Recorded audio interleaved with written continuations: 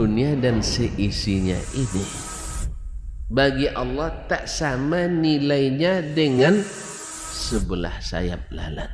Barang siapa yang beramal untuk akhiratnya, Allah akan cukupkan baginya urusan dunia. Sayati zamanun 'alan nasi as-sabiru fihim qalqabit al-jamarah. Akan ada satu masa di akhir zaman yang berpegang teguh dengan agamanya seperti orang yang sedang memegang bara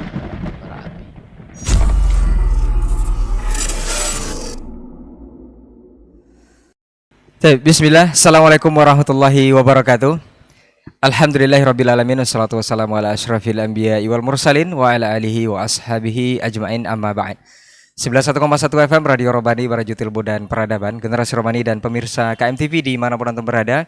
Alhamdulillah kita kembali di program Diktat, Dialog Ilmuwan Islam bersama Ustadz. Untuk kesempatan hari ini Alhamdulillah kita sudah bersama ketiga narasumber. Kita bersyukur dulu kepada Allah Subhanahu wa taala, selawat beserta salam kepada Nabi Muhammad sallallahu alaihi wasallam.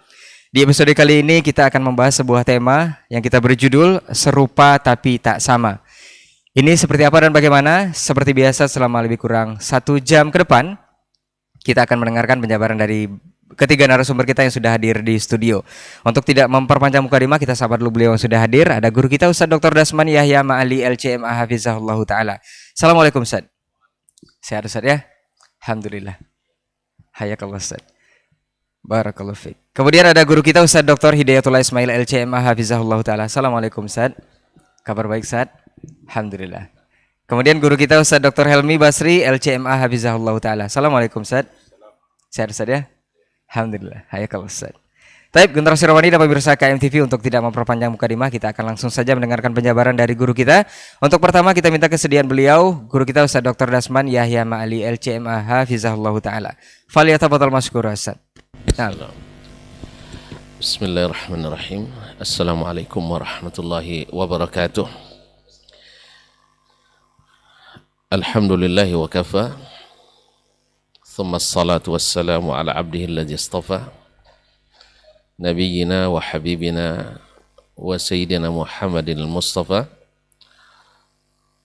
wa ala alihi as-sadati as-syurafa wa ashabihi al-kiramin nubala ahli as-sidqi wal-wafa wat-tabi'ina lahum bi ihsanin ila al-yawmil jaza'il awfa. Amma ba'du, fa usi nafsi wa iyyakum wa iyyakunna ayyuhal muslimun wa ayyatuhal muslimat bitaqwallahi haqqat taqwa wa muraqabatihi fis sirri wan najwa fa inna ajsadana 'ala an-nari la taqwa fatamassaku minal islami bil urwatil wuthqa wa tazawwadu fa inna khairaz zadi taqwa. Ya ayyuhalladzina amanu taqullaha haqqa tuqatih wa la tamutunna illa wa antum muslimun. Allahumma rabba Jibril wa rabba Mikail innaka tahdi man tasha ila siratal mustaqim fahdina lima ikhtalafa fihi minal haqq ya Rahmanu ya Rahim. Para tuan guru yang hadir pada kesempatan ini di majelis dialog bersama Ustadz ini, Fadilatu Al-Ustadz Dr. Hidayatullah Ismail Hafizahullah wa Fadilatu Al-Ustadz Dr. Helmi Basri Ad-Dawudi Hafizahul Maula, dan saudaraku yang senantiasa setia bersama, yang selalu mengingatkan untuk tetap setia di udara, Al-Akh Reynaldi Imran Hafizahullah, dan Al-Akh Al-Hamim yang selalu setia di studio, Al-Ustadz Abu Aldian Adnan, dan seluruh ikhwah yang ikut bekerja sama merelay kegiatan ini, baik di Radio Robani, Kampar Mengaji, Baba TV, Saudi TV, dan lain-lain yang tidak saya sebutkan satu persatu. Dan yang kami banggakan para pendengar setia 91,1 FM Merajut Ilmu dan Peradaban Radio Rabbani, dan para pemirsa dimanapun berada, mudah-mudahan perjumpaan kita ini dipenuhi oleh rahmat Allah Subhanahu wa taala dan diberikan taufik dan tasdid. Mudah-mudahan kita mengucapkan apa yang diridai dan dijauhkan dari hal-hal yang Allah murkai. Bersalawat kita kepada Nabi alaihi salatu wassalam yang sangat-sangat haris, bersungguh-sungguh agar kita tetap selamat baik di dunia maupun akhirat, baik ketika beliau masih bersama para sahabat dan ataupun setelah beliau meninggalkan mereka. Nabi alaihi salatu wassalam ingatkan, fa innahu may ya'ish minkum fasayara ikhtilafan katsiran. Siapa yang hidup di antara kalian pasti akan melihat perselisihan yang banyak. Yang Nabi maksud tentu adalah ikhtilafu ahlil Islam, adalah perselisihan yang terjadi di kalangan orang-orang Islam. Nah, saking merumitnya masalah, karena sering masalahnya serupa tapi tak sama, dibungkus dengan istibah atau syubhat yang seolah-olah hak tetapi di dalamnya ada kebatilan, seolah-olah benar ternyata dia adalah inti dari kesalahan. Oleh itu Nabi SAW ingatkan generasi sahabat, alaikum bisunnati wa sunnatil khulafa'ir rasyidin al-mahdiin min ba'di tamassaku biha wa 'addu 'alaiha bin nawajiz. Hendaklah kalian tetap di atas sunnahku dan sunnah para khulafa' rasyidin.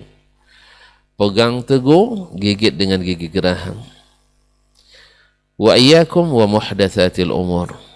Dan jauhilah segala yang diada-adakan. Tentu dan maksud Nabi dalam agama. Sebab Nabi diutus untuk merumuskan agama. Fa inna kulla muhdatsatin bid'ah. Karena sesungguhnya segala yang baru dalam agama itu bid'ah. Wa kulla bid'atin dalalah, dan seluruh bid'ah itu adalah sesat. Ma'asyiral kiram, sebenarnya kalau bukan karena perkara ini menjadi tanggung jawab bagi kita para ustadz dan da'i untuk menjelaskan, sebenarnya berat sebagaimana berat dialami oleh para pendahulu kita. Tetapi karena sesuatu sudah dijajakan, sesuatu sudah dipamerkan, sesuatu sudah diperlihatkan, diisytiharkan, maka tidak dapat tidak, mesti dijelaskan mana yang syubhat, mana yang hak. Oleh itu diangkatlah tema ini serupa tapi tak sama. Orang sering terkecoh karena keserupaan tadi.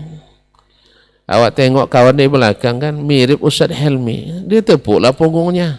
Rupanya Pak Tentara. Salah tepuk kita punggungnya. Tengok pula di belakang mirip Ray. Ternyata bukan. Akhirnya ini yang jadi masalah kaum muslimin. Berapa kita terkecoh oleh sesuatu yang mirip-mirip tetapi tidak serupa, atau serupa tapi tidak sama. Nah, di antara yang paling banyak dibahas pada hari ini adalah penisbatan ta'wil dan tafwid dalam masalah yang sangat besar, karena sudah banyak di dalamnya terjadi peristiwa-peristiwa besar untuk meluruskannya, dan terlibat di dalamnya imam-imam besar. Apakah masalah ini, masalah mentakwilkan sifat-sifat Allah Subhanahu wa taala, manhaj as-salafus salih atau manhaj al-khalaf yang tidak saleh? Para penganut paham ta'wil dan tafwid berusaha sekuat mungkin dan sedapat mungkin, bahkan rela untuk mengada-ngada sesuatu yang tidak ada, karena memang barangnya aslinya mengada-ngada, sehingga terpaksa untuk membuatnya perlu juga mengada-ngada. Oleh sebab itu, kaum muslimin dan muslimat dirahmati Allah, untuk menentukan yang hak dan batil itu perlu ilmu. Dan ilmu seperti yang kita sebutkan pada pertemuan sebelum ini, di dialog sebelumnya, menukil dari Syekh Bakar bin Abdullah Abu Zaid rahimahullah rahmatan wasi'ah, al-ilmu imma ayakuna naqlan muhaqqaqa aw istidlalan muhaqqaqa atau musaddaqa atau istidlalan muhaqqaqa. Saya ulang, al-ilmu imma ayakuna naqlan musaddaqa atau istidlalan muhaqqaqa. Wal amanatu ruknun matinun fihima. Bahwa sesungguhnya ilmu itu ada kalanya ilmu nakli yang benar, yaitu sahih, musaddaqah, dibenarkan oleh ahlinya, artinya melalui riwayat yang sahih. Tuan-tuan tahu sendiri dalam ilmu hadis, sahih itu syaratnya ada 5. Yang kedua adalah istidlalan muhaqqaqah, yaitu istidlal yang benar, bukan asal mengambil dalil. Sebab tidak sedikit orang, Masya Allah, ketika datang Syekh Asim Asibwan yang asli keturunan Indonesia ke Indonesia, baru duduk beliau dengan gaya kocaknya, jazakallahu khairan, mengingatkan. Misalnya, kenapa kalian membaca Al-Fatihah? Misalnya ketika memulai acara dan sebagainya. Apa ada dalilnya? Tidak ada dalilnya dari Nabi SAW. Maka ramailah para ustadz untuk mencarikan dalil. Perkataan beliau jelas. Nabi bermajlis, tidak satu riwayat pun menyebutkan bahwa beliau memulai dengan Al-Fatihah. Atau ketika berdoa, doa pertama dengan doa kedua ada namanya Al-Fatihah dan sebagainya. Itu yang beliau maksud, jelas. Bukan maknanya bahwa Al-Fatihah tidak ada fadilatnya. Jelas itu Fatihah ada fadilatnya. Sebagaimana kalimat tahlil besar fadilatnya. Tapi apakah Nabi melaksanakan memakai untuk itu atau tidak? Jelas sekali.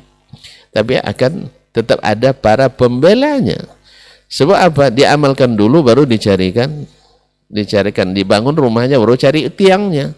Jadi mau roboh apa saja diambil, ya, walaupun tiang-tiang rongsokan atau tiang-tiang bekas atau kayu lapuk. Oleh sebab itu kaum muslimin dan muslimat, nah, amanah dalam keduanya, amanah dalam menukil, amanah dalam istidlal adalah penting. Nah, sekarang kita menisbatkan masalah ta'wil dalam masalah yang sangat besar, yaitu masalah tauhid, sifat-sifat Allah Subhanahu wa taala. Apakah benar as-salaf melakukan atau tidak? Ini akan kita bahas dalam pertemuan yang tak terlalu panjang ini. Ya, tetapi saya akan membahas dari sisi perkembangan periodisasi, perkembangan akidah dalam umat Islam. Mungkin Dr. Hidayatullah insya Allah mungkin akan membahas tentang kronologis masuknya ta'wil ke dalam akidah umat Islam. Dari mana bermulanya? Mungkin juga dari apa yang akan saya sebutkan secara singkat. Nah, nanti tentu pakar kita, Ustaz Helmi, akan membahas secara konkret, aplikatif, yaitu membahas beberapa contoh aplikatif, hal-hal yang dinisbatkan ta'wilnya kepada para sahabat atau sebagian tabi'in atau ulama as-salaf, yang sebenarnya secara garis besar sebenarnya sudah dinukil ijma' oleh para ulama-ulama yang ahli dalam masalah khilaf. Nah, ini kalau yang ahli masalah khilaf menukil ijma', berarti dia sudah tahu bahwa tidak ada khilaf dalam masalah itu. Kalau tuan-tuan nak tahu, saya sebut beberapa nama, di antaranya adalah Syekh Muhammad Ibnul Hasan Asy-Syaibani, salah satu murid utama Imam Abu Hanifah dan juga murid ternama Imam Malik yang munazarahnya dengan Imam Syafi'i sangat terkenal. Nah, kemudian Abu Ubaid Al-Qasim bin Salam, sejawat dan konconya Imam Ahmad rahimahullah, juga menikil ijma' dalam masalah ini. Imam Abul Abbas Ibn Sarraj, salah seorang ulama besar Asy-Syafi'iyah di zamannya. Imam Ibn Khuzaimah digelar Imamul A'immah dan lain-lainnya yang menukil ijma' bahwa tidak ada khilaf di kalangan as-salaf bahwa ta'wil itu dilarang. Bahwa ta'wil itu dilarang. Nah, cuman kaum muslimin dan muslimat dirahmati Allah SWT, ada beberapa golongan yang menisbatkan ta'wil kepada as-salaf, dan itu sama sekali tidaklah naqlan musaddaqan dan tidak pula istidlalan muhaqqaqah, seperti yang akan kita lihat nanti. Dan itu kembali kepada dua hal. Satu, memang tidak sabit dari yang dinukil kepadanya. Tidak sabit nukilan itu dari mereka. Tidak ada asalnya sama sekali. Seperti kaedah-kaedah yang dinisbatkan kepada, misalnya kepada Ali bin Abi Thalib dan sebagainya. Itu sama sekali tidak asalnya. Imma awli dha'fi sanadi, atau ta'ib sanadnya. Awli mu'aradati ma huwa asah wa asyhar min kalamihi. Atau menisbatkan itu kepada imam yang masyhur adalah khilaf daripada yang disebutkan kepadanya. Seperti menisbatkan ta'wil kepada Imam Malik, padahal yang masyhur dari Imam Malik adalah menentang ta'wil. Seperti menisbatkan ta'wil kepada Imam Ahmad, padahal Imam Ahmad bid'ahkan ahli ta'wil dan tafwid. Allah musta'an. Yang kedua adalah meletakkan contoh ta'wil bukan pada tempatnya. Sebenarnya dalam seperti jelaskan Dr. Elmi nanti, sebenarnya dia bukan ta'wil tapi dianggap sebagai ta'wil, atau ta'wil di satu tempat lalu ditakmim, digeneralisir kepada sifat-sifat yang lain yang tidak sebenarnya, atau bisa saja akibat sesuatu, apakah itu masuk ayat atau hadis tentang sifat atau bukan ayat atau hadis tentang sifat. Untuk meringkas masalah kita nanti mungkin akan dikembangkan dalam dialog. Sebenarnya akidah Islam ini menurut catatan sejarah bisa dibagi dalam 8 priorisasi. Ini karena ini sifatnya jatihad, boleh saja nak jadikan 9, boleh jadikan 11, tergantung kepada dari sisi apa kita menilai. Dari sisi akidah, umat Islam terjadi pada 8 priorisasi. Wallahu a'lam. Satu adalah Al-Qarnanil Awwalan. 2 kurun pertama, yaitu dari tahun 1 Hijriyah sampai tahun 200 Hijriyah, itu adalah marhalatu izzati ahlil Islam. Hari itu orang-orang Islam, khususnya Ahlus Sunnah wal Jamaah, adalah punya izzah. Sedangkan ahli-ahli bid'ah dan dhalalah hari itu tak bisa mengangkat suara. Lahir beberapa bid'ah di akhir-akhir masa sahabat, seperti bid'atul khawarij. Ada. Lahir bid'atul tasyayyu, Syiah. Ada. Lahir al-qadariyah. Lahir al-jabriyah, al-murji'ah. Tapi subhanallah, catatan sejarah bersih dari terlibatnya sahabat dalam salah satu dari bid'ah tersebut. Subhanallah. Padahal ketika bid'ah khawarij lahir, itu Ibnu Hajar al-Isabah menyebutkan bahwa tidak kurang dari 35.000 sahabat masih hidup. Ya, ketika terjadi masalah antara Muawiyah dengan Ali akibat hasutan ini dan itu,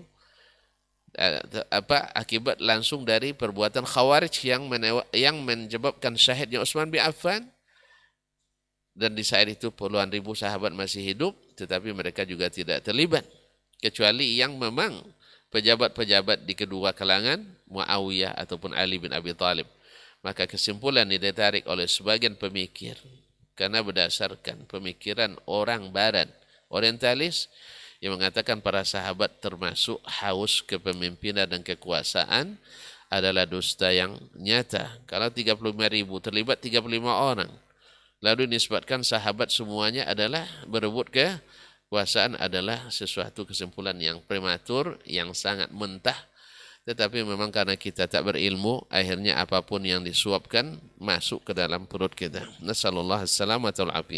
Nah, ini periode pertama. Lahir bid'ah-bid'ah tapi mereka tidak mendapat tempat di kalangan umat Islam karena ilmu masih dominan. Ilmu masih dominan. Marhalah kedua adalah di kurun ketiga.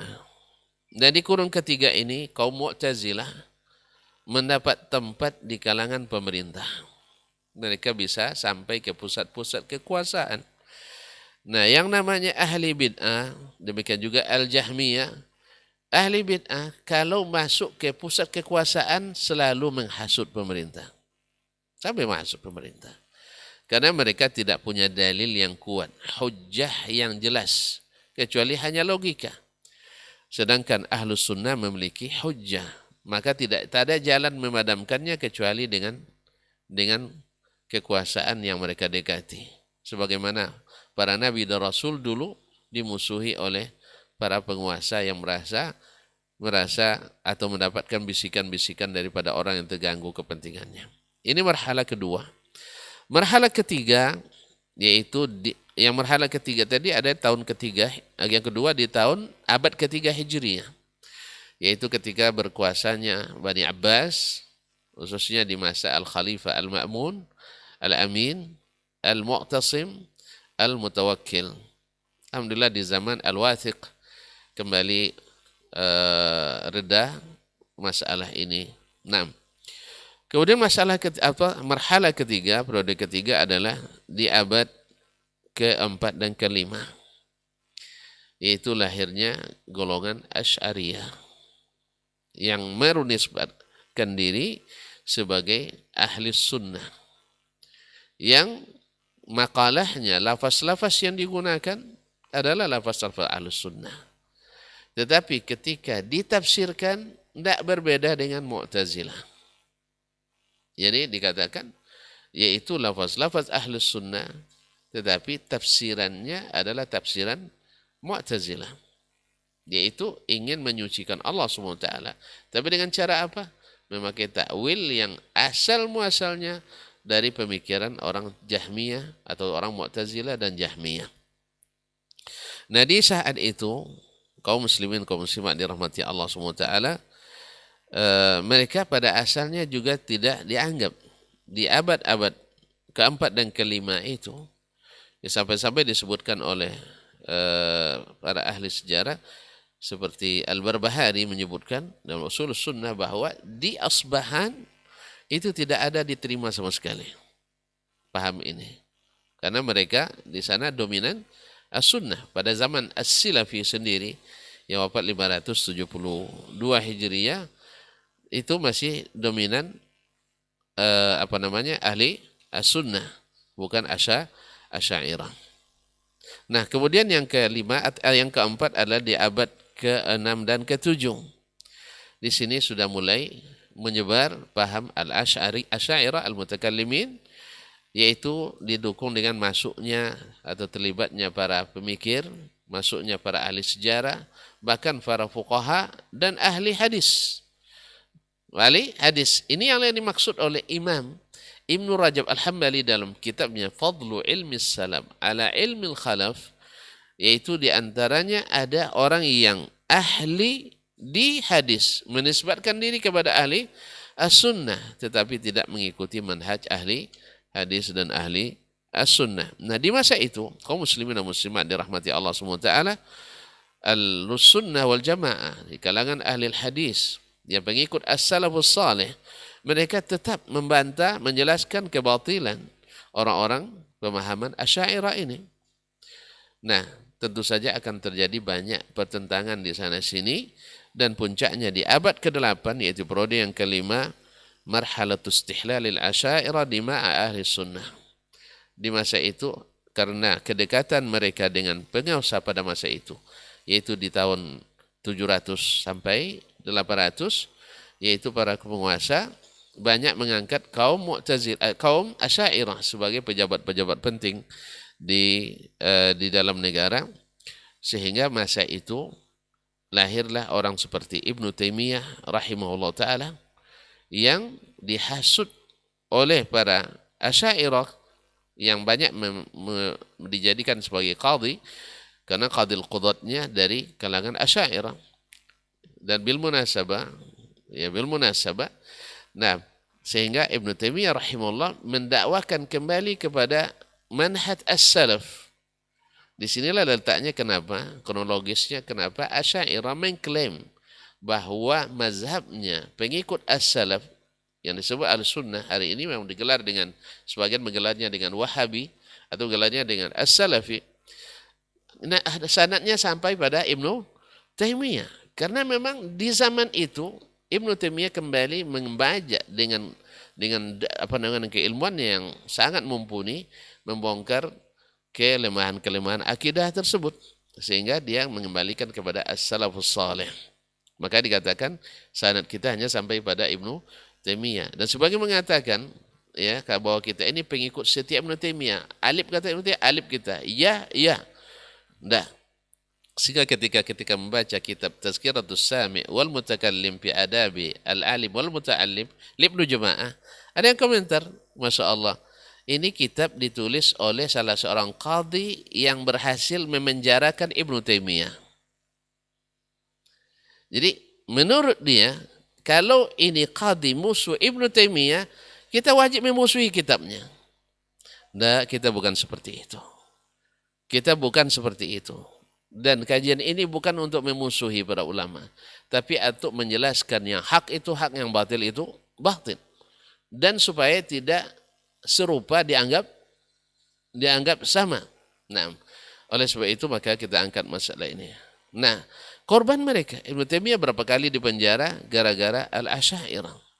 Ma'asyiral kiram dirahmati Allah SWT. Demikian juga yang mereka lakukan dengan Imam Al-Mizzi. Imam Al-Mizzi ini sebenarnya sangat musalim. Sangat, kalau tuan-tuan lihat dia dalam Jarh wa Ta'dil sangat munsif. Tetapi karena beliau membaca kitab Khalqu Af'alil Ibad, di sini menolak pemahaman Al-Jahmiyah, yang sebenarnya pemahaman Asy'ariyah berakar kepada Al-Jahmiyah. Siapa yang bahas masalah per masalah akan tahu bahwasanya akar pemikiran Al-Asy'ariyah tidak lain daripada pemikiran Al-Jahmiyah. Nasallallahu alaihi wasallam. Maka mereka pun melaporkan Al-Mizzi sehingga harus dipenjara, harus dicambuk. Demikian juga dengan Ibnu Abil Izz Al-Hanafi yang menulis kitab Syarah At-Tahawiyah. Mereka siksa, mereka azab, dan istrinya mereka nikahi. Coba yang mereka rebut istrinya dan dinikahi. Subhanallah. Ada saja jalan untuk menghalalkannya. Ya berarti di zaman itu mereka sampai mengkafirkan pengikut-pengikut Ibnu Taimiyah. Mengkafirkan, bahkan diumumkan di pasar-pasar. Siapa yang berakidah seperti akidah Ibnu Taimiyah, maka halal darahnya. Maka jangan heran ketika kasus terjadi demonstrasi besar di Mesir. Waktu kemarin di Medan Raba'ah. Ya, Raba'ah atau Rabi'ah? Rabi'ah Al-Alawiyah. Di Medan itu siapa yang memfatwakan silahkan dibunuh mereka adalah mufti besar Asy'ariyah, ahli Jum'ah pada waktu itu. Nasallallahu alaihi wasallam. Demikian juga yang terjadi di Syam ketika Bashar al-Assad membunuhi para penentangnya. Saya memfatwakan ada Al-Hassun, mufti Asy'ariyah di sana. Demikian juga, mohon maaf, saya sebenarnya tidak menyebut nama, tapi karena sudah masuk dalam sejarah, maka mereka di periode ini menghalalkan darah siapapun yang menisbatkan diri kepada as-salafu as-salih. Nasallallahu alaihi wasallam. Ma'asyiral kiram dirahmati Allah. Kemudian di periode ke-6, 9 sampai 11, karena beratnya tantangan yang dihadapi di periode sebelumnya. Saat itu ahli sunnah boleh dikatakan hampir-hampir tak mengangkat kepala. Tiarap. Mereka tak membahas lagi masalah akidah. Mungkin karena dilihat betapa beratnya kalau membahas masalah akidah, ini akibatnya. Akhirnya dari abad 9 yaitu tahun 800-an sampai ke abad ke-11, yaitu tahun 1200-an, ini masa-masa tidak masa-masa umat Ahlus Sunnah tidak bersuara lantang. Kemudian baru pada abad atau periode ke-7, abad ke-12 sampai ke-13, Ahlus Sunnah kembali bangkit, yaitu dengan lahirnya dakwah Syekh Muhammad bin Abdul Wahab di Jazirah Arab. Beliau sampai diusir oleh kaumnya dari kampungnya, sampai dimusuhi oleh saudaranya, sehingga lahirlah kitab As-Sawa'iq Al-Ilahiyah Birraddi Alal Wahabiyah, yang menjadi rujukan bagi Asy'ariyah pada umumnya dimanapun berada untuk mendiskreditkan dakwah Syekh Muhammad bin Abdul Wahab, seperti yang dialami oleh Ibnu Taimiyah rahmatullahi alaihi dulu. Dan dijadikanlah bahwa saudaranya saja tidak setuju, ayahnya tidak setuju, sehingga difitnah menjadi sebagai anak durhaka dan sebagainya. Akhirnya menjadi ukuran bagi mereka, kalau tidak terimanya di kampungnya berarti tidak benar. Ini kaedah jahiliyah, kaedah yang dilakukan oleh jahiliyah. Dulu Abu Lahab selalu membuntuti Nabi SAW supaya menjadi alasan pamannya sendiri menolak dakwahnya. Maka manusia pun menolak dakwahnya. Kebenaran tidak diukur dengan paman kita, tidak diukur dengan ayah kita. Nabi Ibrahim juga diusir oleh ayahnya. Ma'asyiral kiram yang dirahmati Allah SWT. Nah, di abad ini atau di lahirnya dakwah ini membawa manfaat yang luar biasa, kebangkitan kembali kepada akidah ahli sunnah wal jamaah. Karena akidah kaum muslimin berimbas pada ibadah. Ketika antum mentakwil di akidah, nanti mentakwil di ibadah. Maka di zaman Syekh Muhammad bin Wahab yang membuat beliau prihatin, banyak sekali kuburan-kuburan yang dikeramatkan. Kuburan-kuburan yang dijadikan tempat untuk beribadah, untuk mencari berkah dan sebagainya. Maka beliaulah yang mengingatkan kembali, menghidupkan kembali Turas An-Nabawi, yaitu tidak mengkultuskan tempat-tempat yang tidak boleh dikultuskan itu. Dan periode ke-8 adalah abad ke-14 dan ke-15. Di abad kita ini, di zaman ini mulai tanqiyatu as-sunnah. Karena memang selama ini banyak menyebar dari kalangan kaum muslimin ahli sunnah sendiri kitab-kitab yang ditulis oleh para ulama-ulama yang memang terendus atau terlibat.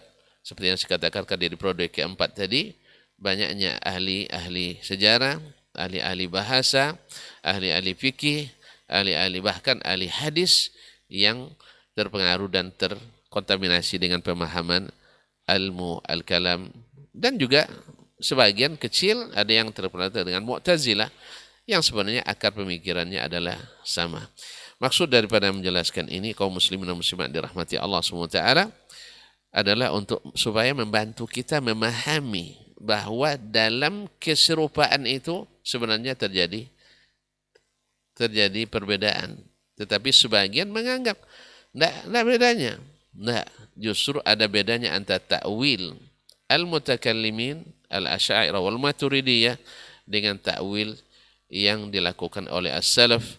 Dan ini akan kita dengar nanti insyaallah taala penjelasan dari kedua syekh kita, Dr. Hidayatullah dan Dr. Helmi Basri. Sebenarnya masih banyak, tetapi saya cukupkan di sini supaya tidak habis waktu oleh saya sendiri. Terima kasih. Wabillahi taufiq wal hidayah. Wassalamualaikum warahmatullahi wabarakatuh. Waalaikumsalam warahmatullahi wabarakatuh. Taib, jazakallah khairan Ustaz untuk pendahuluannya. Kita akan lanjut mendengarkan penjelasan mengenai tema kita ini yang sangat menarik, insyaallah. Serupa tapi tak sama dari guru kita Ustaz Dr. Hidayatullah Ismail LCMA hafizahullah taala. Falyatafadhal mashkura Ustaz. Naam. Bismillahirrahmanirrahim. Assalamualaikum warahmatullahi wabarakatuh. Innal hamdalillah nahmaduhu wa nasta'inuhu wa nastaghfiruhu wa nastahdihi wa na'udzu billahi min shururi anfusina wa sayyiati a'malina. من يهد الله فلا مضل له ومن يضلله فلا هادي له أشهد أن لا إله إلا الله وحده لا شريك له جل عن الشبيه والمثيل والنذير والكفر وأشهد أن محمدا عبده ورسوله الذي بلغ الرسالة وأدى الأمانة ونصح الأمة وجاهد في الله حق جهاده فصلوات ربه وسلام عليه يا أيها الذين آمنوا اتقوا الله حق تقاته ولا تموتن إلا وأنتم مسلمون. Amma ba'd. Para guru kita yang kita muliakan, Dr. Dasman, kemudian Dr. Helmi Basri, semoga Allah senantiasa menjaga mereka dan keluarganya, serta Allah berikan kesehatan dan keberkahan dalam segala aktivitas dan dakwahnya. Kemudian teman-teman di studio yang berbahagia, dan kaum muslimin dan muslimat dimanapun berada yang mengikuti kegiatan kita, kegiatan diktat pada pagi ini, semoga senantiasa Allah berikan dan curahkan semangat untuk belajar dan mengetahui kebenaran, dan semoga Allah Subhanahu wa taala berikan kepada kita kemudahan dalam mengamalkan ilmu yang kita pelajari. Bersyukur pada Allah Subhanahu wa taala kita dipertemukan kembali dalam jilsah kita ini, yang mudah-mudahan Allah Subhanahu wa taala berikan manfaat dalam kehidupan kita. Tema yang diangkat adalah serupa tapi tak sama. Ada kemiripan tapi sesungguhnya tidaklah sama. Dan tentu ini adalah hal yang paling sulit bagi seseorang. Jangan sampai tertipu di dalam memilih, dan jangan sampai salah di dalam menentukan akidah kita, karena kita akan bertemu dengan Allah Subhanahu wa taala dengan keyakinan yang ada dalam diri kita. Ikhwah fillah rahimakumullah. Alhamdulillah sudah panjang lebar guru kita tadi menyampaikan tentang prodesasi. Bagaimana sejarah urutan terjadinya, bagaimana perkembangan pemikiran dan sampai pada sejarah yang sangat panjang umat Islam. Tapi di sini saya ingin mengingatkan kepada diri kita, kepada diri saya dan kita semua, bahwa sesungguhnya ya Rasulullah sallallahu alaihi wasallam telah mengajarkan akidah yang murni dan benar kepada para sahabatnya. Dan para sahabat yang mulia pun berusaha mempertahankan akidah tersebut. Mempertahankan akidah-akidah yang telah diajarkan oleh Rasulullah sallallahu alaihi wasallam. Sehingga sampailah pada masa Khulafa Ar-Rasyidin, atau di akhir-akhir masa Khulafa Ar-Rasyidin, mulailah terjadi penyimpangan-penyimpangan dan mulailah sedikit perpecahan-perpecahan di antara umat ini, sebagaimana yang telah dijelaskan oleh guru kita tadi.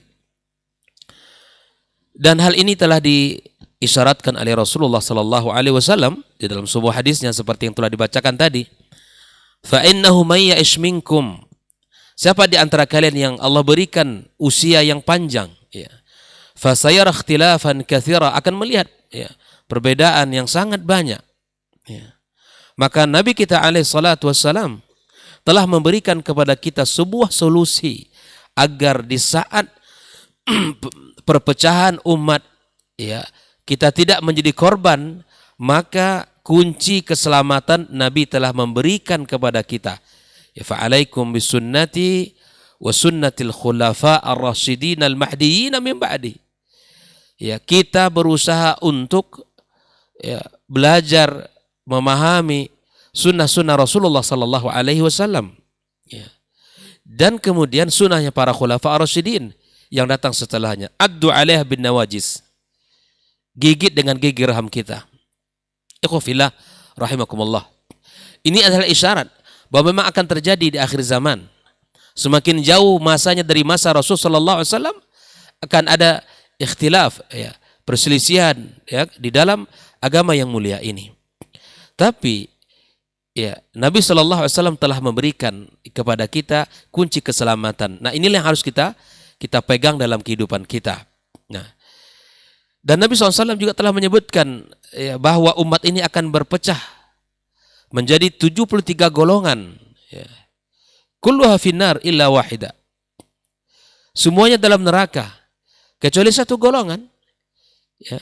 Illa milla wahidah. Maka siapakah yang selamat itu, kata para sahabat? Qala ma ana alaihi wa ashabi. apa yang saya lakukan, apa yang saya kerjakan, dan apa yang saya laksanakan dan dilaksanakan, dikerjakan oleh para sahabatku, kata Nabi SAW. Wa ya lihadhil mau'idhah, kata Syekh Muhammad bin Abdul Wahab, kalimat Nabi yang mulia, kalimat Nabi ini yang disampaikan oleh Rasulullah SAW ini, kata wa ya lihadhil mau'idhah law wafaqatil qulub hayatan, andai kalimat Nabi ini masuk ke dalam hati kita, masuk ke dalam jiwa kita, maka hati kita akan hidup, kita akan semangat untuk melakukan perintah Allah, semangat untuk mengetahui kebenaran, semangat untuk beramal sesuai dengan perintah Nabi kita alaihi salatu wassalam. Makanya para as-salaf, mereka berpegang kepada apa yang telah disampaikan oleh Rasulullah SAW. Dan mereka berhati-hati, tidak mau melenceng, dan tidak mau berubah sedikit pun dari apa yang telah disampaikan oleh Nabi kita sallallahu alaihi wasallam. Maka semangat ini pun terlihat dari ucapan Syekhul Islam Ibn Taimiyah rahimallahu ta'ala ketika beliau sangat fokus dalam menulis akidah, dan karya-karya beliau itu membuktikan betapa besarnya perhatian beliau terhadap akidah ini. Sehingga beliau mengatakan, kenapa wahai Syekh terlalu fokus di dalam pembahasan akidah, bahkan karya-karya yang sangat besar. Kata beliau, ya penyimpangan dalam akidah itu berakibat fatal. Penyimpangan dari sisi akidah akan berakibat buruk dalam kehidupan kita. Namun perselisihan dalam fikih selama tidak keluar di dalam ijma' para ulama, maka tidak masalah. Maka disinilah beliau membuktikan dengan karya-karyanya. Bahkan seluruh al-firaq, bahkan beliau jawab dengan bid'ah-bid'ah mereka. Beliau tulis ya dengan ilmiah, dengan karya-karya yang sangat luar biasa, dan itu membuktikan perhatian yang sangat tinggi. Bukan subhanallah, ya seperti orang-orang Nasrani dan bid'ah-bid'ah mereka dijawab dengan kitab Al-Jawabus Sahih liman baddala dinal Masih. Kemudian orang-orang Syiah juga dijawab dengan kitab Minhajus Sunnah. Kemudian orang-orang falasifah beliau tulis tentang Dar'ut Ta'arudil Aqli wan Nakal, yaitu orang-orang yang mencoba mempertentangkan antara akal dengan nas-nas syar'i. Beliau bantah di situ. Ya, subhanallah, beliau infakkan usianya di jalan Allah untuk menulis ilmu-ilmu yang sangat luar biasa. Dan karya-karya mereka inilah yang menjadikan umat ini selamat, sehingga tidak terjebak di dalam keserupaan dan tidak terjebak dalam kesamaan. Di hampir banyak orang-orang yang kalau tidak berhati-hati di dalam memilih kemudian belajar, itu akan terjebak di dalam penyimpangan dalam agama kita yang mulia ini. Ikhwah fillah rahimakumullah. Di sini saya akan mencoba untuk izin Syekh menyampaikan bahwa tadi priorisasi juga telah disebutkan tentang siapa para tokoh yang melakukan, yang membawa penyimpangan. Kemudian saya ingin mengajak diri saya sendiri dan kita semua agar kita berhati-hati di dalam berakidah, karena akidah adalah harta yang paling mahal yang dimiliki oleh seorang mukmin. Dengannya dia terbedakan antara ahlus sunnah dan ahlul bid'ah. Dan kita akan senantiasa ikhwafillah akan mengatakan, menisbatkan diri kita kepada ahlus sunnah, kepada as-salafus salih, bukan dalam rangka mentazkiyah diri kita, tetapi litamyiz, membedakan ya antara siapa yang mengikuti jalan para as-salafus salih dan kemudian mengikuti berbeda dengan orang-orang yang melakukan penyimpangan dalam sisi akidah. Dr. Syekh Shalih Al-Fauzan menyebutkan dalam kitab Tauhidnya, wal inhirafu anil aqidati sahihati lahu asbabun tajibu ma'rifatuha an ahammiha. Kata beliau bahwa penyimpangan dalam akidah yang benar itu ada sebab-sebab yang menjadikan orang terjebak kepada sesuatu yang salah. Maka Inilah yang pertama kata Syekh Saleh Al-Fauzan. Yang pertama adalah al-jahlu bil aqidati sahihah, yaitu kejahilan dia terhadap akidah yang benar. Apa sebab orang tidak mengetahui akidah yang benar? Sebabnya al-i'rad an ta'allumiha wa ta'limiha. Karena kita tidak mempelajarinya dan kita tidak mengajarkannya. Jadi inilah di antara semangat orang-orang ya Ahlus Sunnati wal Jamaah selalu membahas akidah. Selalu bersemangat untuk menyampaikan akidah agar umat ini tidak terjebak dalam penyimpangan. Kalaupun ada yang mengatakan dulu kami sebelum Syekh lahir, ya kami telah belajar akidah namun kita tidak menyampaikannya. Inilah. Sehingga ketika tidak menyampaikan akidah itu, orang kemudian ya menyimpang dari akidah yang benar. Yang kedua, ya, bahwa kenapa sebab orang-orang tidak mengetahui akidah yang benar, au qillatil ihtimami wal inayati biha. Sedikitnya perhatian kita terhadap urusan akidah ini. Karena akidah nomor satu dalam kehidupan kita. Pondasi keselamatan seorang mukmin adalah akidahnya. Sebagaimana telah disampaikan oleh guru kita tadi, bahwa ketika akidahnya tidak betul akan berimbas kepada ibadah ya yang tidak betul. Karena dasar yang paling awal adalah akidah. Sebagaimana kokohnya sebuah bangunan didasari oleh pondasi yang kokoh, yang baik. Ya, inilah yang harus kita perhatikan. Kemudian ya, yang kedua ikhwah fillah rahimakumullah, di antara sebab menyimpangnya orang dari akidah ini at-ta'assubu lima alaihi al-aba'u wal ajdad. Fanatik buta dengan keyakinan orang tua dan nenek moyang, ya. Wa tamassuku bihi, dan memegang erat keyakinan tersebut, wa in kana batilan, walaupun keyakinan itu batil. Nah, ta'assub seperti ini tidak dibenarkan dalam agama kita, ya.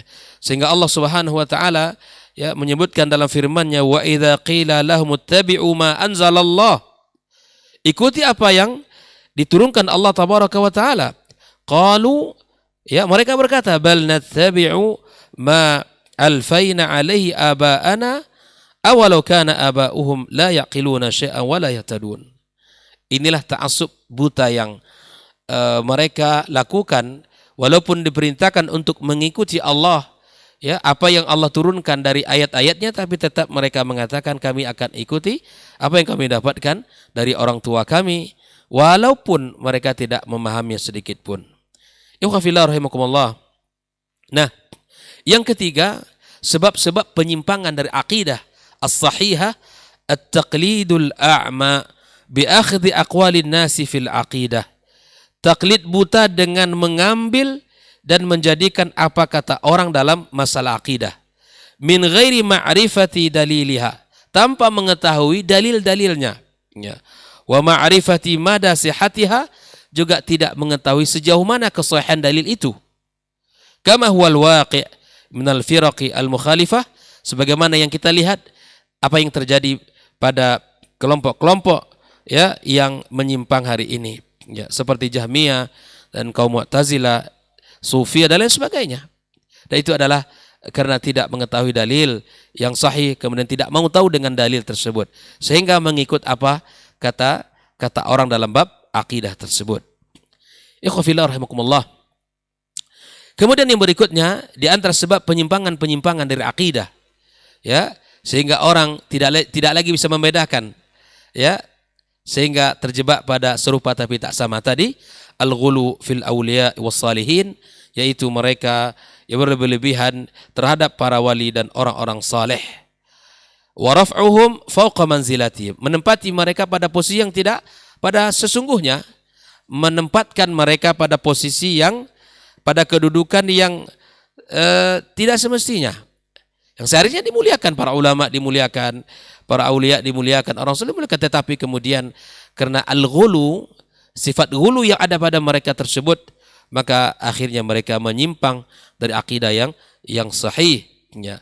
Bihaitsu yu'taqadu fihim ma la yaqdiru alaihi illa Allah tabaraka wa ta'ala min jalbi al-nafa' wa daf'in ad-dar dan lain sebagainya. Inilah yang harus kita yakini bersama bahwa kita harus bersikap ya at-tawassut ya al-wasatiyah dan tidak al-ghulu kepada para aulia dan kaum orang-orang saleh dari umat ini. Sehingga ketika Allah Subhanahu wa taala katakan waqalu ya dikatakan kepada mereka ya la tadharunna alihatakum wa la tadharunna wadda wa la suwa'a wa la yaghutha wa ya'uqa wa nasra. Ini terjadi sebab terjadinya penyimpangan kaum Nuh alaihissalam di mana mereka dulu ya ghulu terhadap orang-orang saleh di masanya ya. Sehingga apa? Sehingga mereka dilencengkan oleh syaitan dari agama yang mulia dan agama yang lurus ini. Kemudian di antara penyebab penyimpangan akidah as-sahihah sehingga kita terjebak pada hal yang serupa tapi tak sama itu al-ghafla an tadabburi ayatillahi al-kauniyah wa ayatillahi al-qur'aniyah wal inbiharu bi mu'tayatil hadarati al-madiyah. Lalai dari mentadaburi ayat Allah tabaraka wa taala ya ayat-ayat kauniyah dan ayat-ayat qur'aniyah di dalam Al-Qur'anul Karim dan tenggelam dalam peradaban pemikiran yang kebarat-baratan yang berorientasi kepada materi ya. Semuanya diukur dengan logika dan filsafat. Semuanya diukur dengan pemikiran. Makanya Syekh Shalih Fauzan mengatakan ya walaysa ad-dinu bir-ra'yi wa innama bil ittiba'. Agama ini tidak dibangun di atas pemikiran ya, tetapi dibangun di atas ittiba' kepada Rasulullah sallallahu alaihi wasallam. Makanya mengikuti ya al-falasifah, mengikuti orang-orang filsafat, dan itu sumber daripada kehancuran dan penyimpangan di dalam agama kita yang mulia ini. Ikhwafillah rahimakumullah. Dan ini harus kita pahami bersama di dalam kehidupan sehingga kita tidak termasuk orang-orang yang menyimpang di dalam akidah kita. Karena sekali lagi akidah adalah hal yang mahal dalam kehidupan kita dan akidah adalah akan menentukan keselamatan kita di dunia dan di akhirat kelak. Di akhir ini saya akan mengingatkan sebuah hadis Nabi sallallahu alaihi wasallam bahwa Nabi telah mengatakan dalam sebuah hadisnya riwayat Imam Ahmad dan Abu Dawud dalam kitab sunannya bahwa di akhir zaman ini saya khruju min ummati qaumun ya akan ada di akhir zaman kaum tatajara bihim tilkal ahwa, mengalir dalam diri mereka hawa nafsu ya kama tajara al-kalab an sahibi, sebagaimana penyakit rabies yang diakibatkan oleh sengat gigitan anjing ya menyebar pada tubuh seseorang. Fala yabqa minhu irkun wala mafsilun illa dakhalah. Tidak ada sendi dan tidak ada urat kecuali otot kecuali dimasuki oleh penyakit tersebut. Yang dibawakan ayat tapi ayat ditakwilkan. Yang dibawakan hadis Nabi SAW maka kemudian hadis itu kemudian dipahami sesuai dengan hawa nafsunya. Makanya ketika ayat Al-Quran tidak kita ta'zim, ketika kita tidak muliakan, maka disitulah mulai penyimpangan itu akan terjadi. Apabila Allah telah mengatakan tentang ayatnya, makanya di antara min simat ahlus sunnah ta'zimun nusus syar'iyyah seperti kita bahas pada pertemuan sebelum ini. Ya, mengagungkan nas syar'i. Maka Allah wa qala rasuluhu. Apa yang Allah katakan dan apa Rasul katakan, kita cukup mengatakan sami'na wa ata'na. Ya. Makanya ya kalau kita tambah lagi ini di antara ada 3 pondasi dasar di dalam membahas ayat-ayat sifat itu. Yang pertama kita adalah di mana al-itsbat. Kita menetapkan apa yang telah Allah tetapkan tentang dirinya. Tanpa kita mentamsilkan, menyerupakan Allah dengan siapapun dari makhluknya. Itsbat. Ya, kita tetapkan bagi Allah tabaraka wa taala apa yang telah Allah tetapkan. Ya. Allah mengatakan dalam firman-Nya wa kallama Allah Musa taklima, sudah.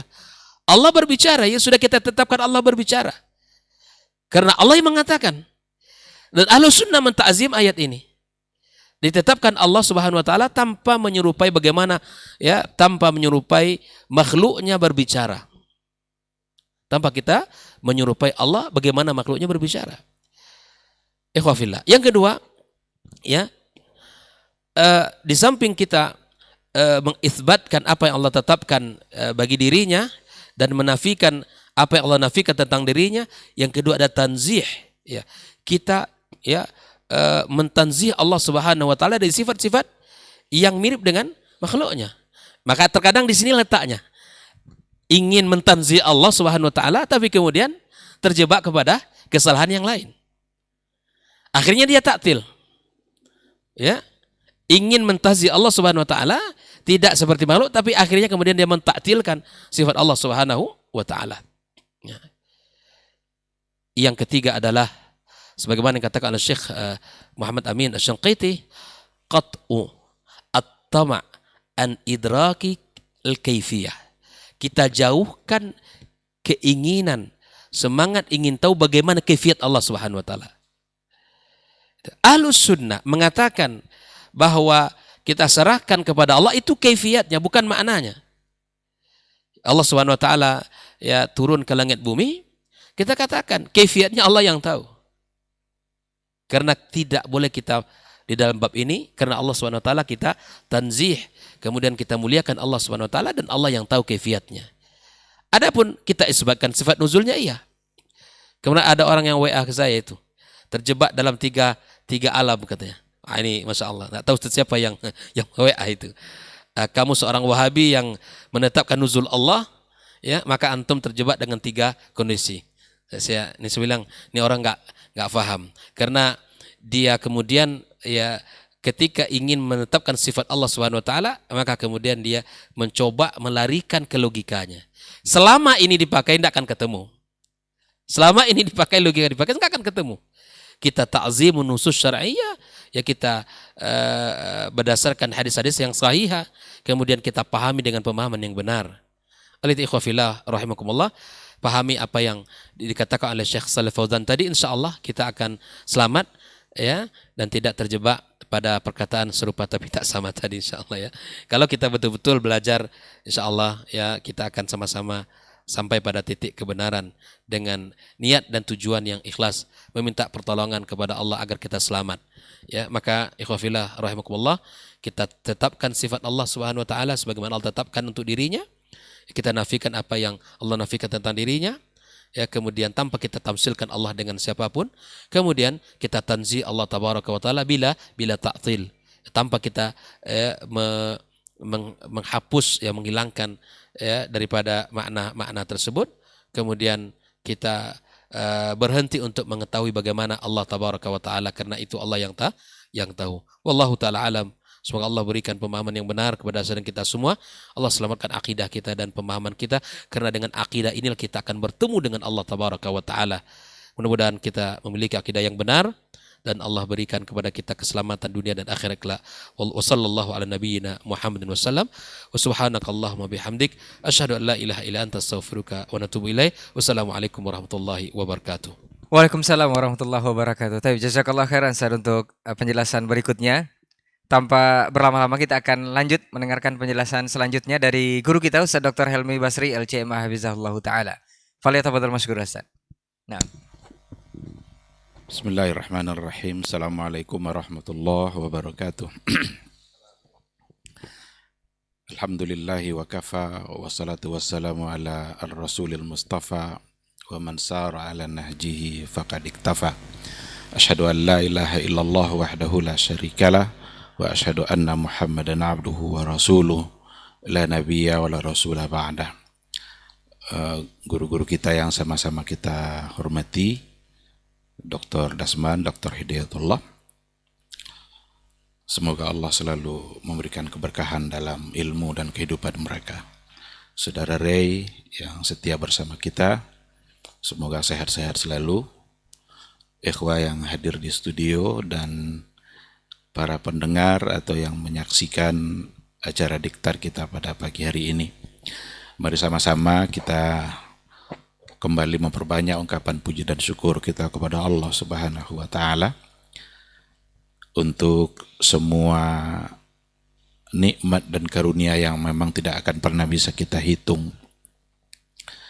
Kalau kita coba untuk menghitung-hitung nikmat Allah, pasti tidak akan sanggup kita untuk menghitungnya.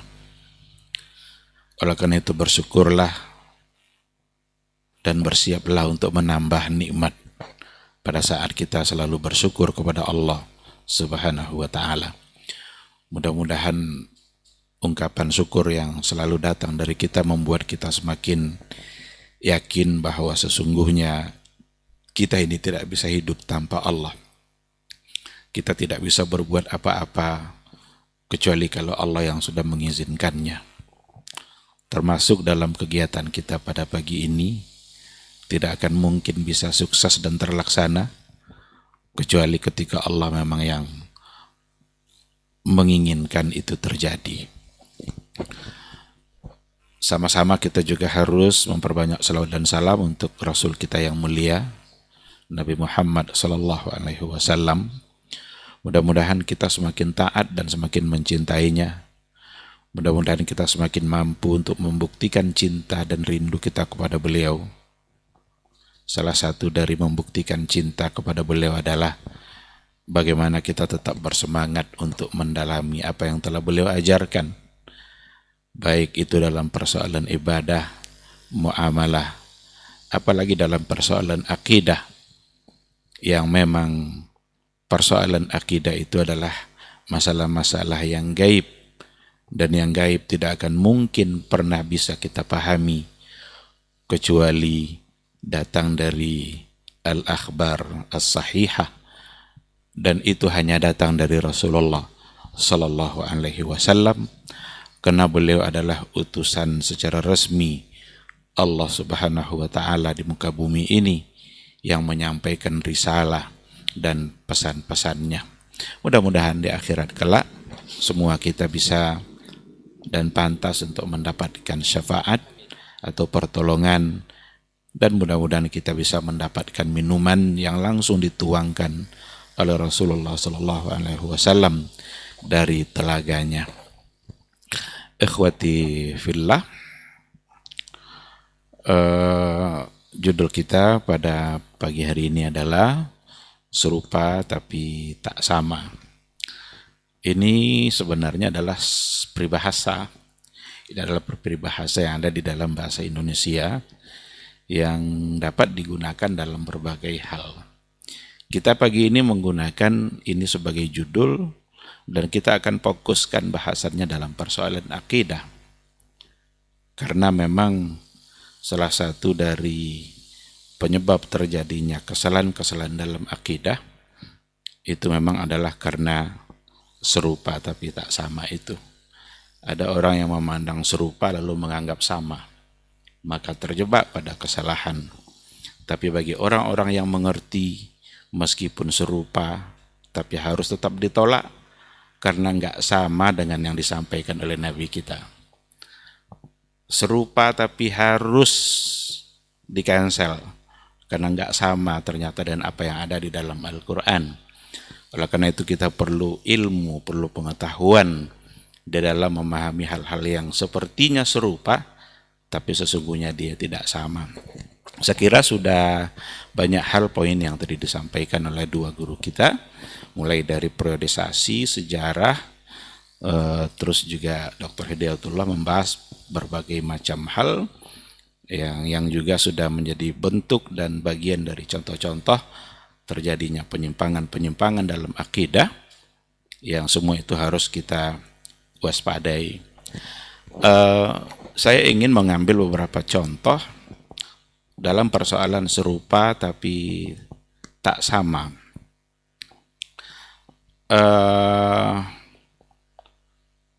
Yang pertama, saya ingin coba berangkat dari mustalahat, dari istilah yang digunakan. Yang pertama, tafsir dengan takwil. Serupa tapi tak sama. Kita kalau coba baca literatur secara historis, secara sejarahnya pada generasi awal dulu itu tidak membedakan antara tafsir dengan takwil. Tafsir adalah takwil, takwil adalah tafsir. Rasul pun Nabi kita Muhammad sallallahu alaihi wasallam cenderung untuk tidak membedakan. Oleh karena itu beliau mendoakan Ibnu Abbas, Allahumma faqihhu fid din wa 'allimhu ta'wil. Jadi agak lucu juga ketika ada orang-orang hari ini mengatakan, kenapa takwil itu dilarang, Nabi aja mendoakan takwil kok. Ini karena dia tidak paham ini ada serupa tapi tak sama. Sini masalahnya. Nabi aja mendoakan Ibnu Abbas sebagai seorang pentakwil, masa dilarang pula takwil-takwil? Enggak. Takwil di sini tafsir. Karena tafsir sama takwil oleh generasi awal dulu, pada generasi sahabat itu tidak dibedakan. Bahkan Al-Imam At-Tabari pun termasuk yang tidak membedakan. Oleh karena itu beliau menamakan kitab tafsirnya dengan Jami'ul Bayan fi an ta'wili ayil Quran. Jadi Jami'ul Bayan an ta'wili. Beliau tidak menyebutkan di situ kata tafsir, tapi beliau menyebutkan kata ta'wil, karena ta'wil di situ sesungguhnya artinya adalah tafsir. Oleh karena itu, ta'wil tafsir itu artinya adalah taudih oleh generasi awal. Bagaimana memberikan penjelasan terhadap ayat-ayat yang memang perlu dijelaskan. Oleh karena itu tafsir atau ta'wil itu diperlukan ketika ada di antara ayat yang kurang dipahami maknanya. Tetapi pada kenyataannya memang ketika kata takwil itu ada pada kalangan ahlul kalam, itu memang sudah berbeda dengan tafsir. Takwil di kalangan ahlul kalam seperti yang datang dari Asy'ariyah itu bukan lagi takwil dalam artian tafsir. Karena takwil mereka bukan menjelaskan makna, tetapi memalingkan makna dari kata yang sudah jelas, yang sebenarnya tidak perlu dijelaskan lagi karena maknanya sudah jelas. Cuma dikarenakan oleh menurut mereka makna itu tidak sejalan dengan akal dan logika mereka, sehingga perlu untuk dipalingkan maknanya kepada makna yang lain.